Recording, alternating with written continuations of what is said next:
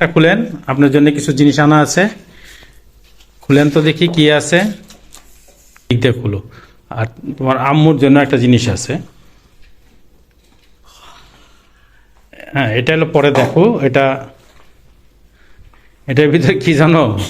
ওই যে তুমি বলছিলা যে এসবগুলো ঘুষিটা নিয়ে এসো, সেইটাই। এটা ডাব্বার কালার। আচ্ছা, এই চলো মোজা, তোমার শীতের দিনের মোজা। এই মোজাগুলা 30-60 হবে। মানে 30 জোড়ার দাম 60 টাকা। হ্যাঁ। যাক, রুনি বেগমের আইডিয়া ঠিক আছে, একবারেই সঠিক কথা বলছো। এই 30-60 টাকা, 2 জোড়া 60 টাকাতে আছে, তারপর আমি মনে করি সস্তা। হ্যাঁ। আচ্ছা, আর ওইটা কি জিগাবে না? এটা হ্যাঁ, এটা মানে কালি জিরা। না না না না, এটা হলো চা।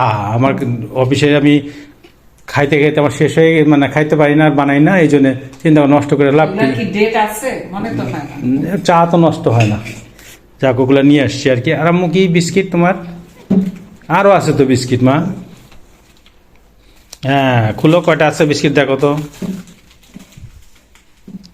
খুলো, ছিটে ফেলো। তো আম্মু ছোট ছোট বিস্কিট খেতে পছন্দ করে, তুমিও খেতে পছন্দ করো। আরে এই নাও তোমার এই যে একটা ওরিও। এই নাও আর একটা ওরিও, পকেটে ছিল। ছোট ছোট বিস্কিট।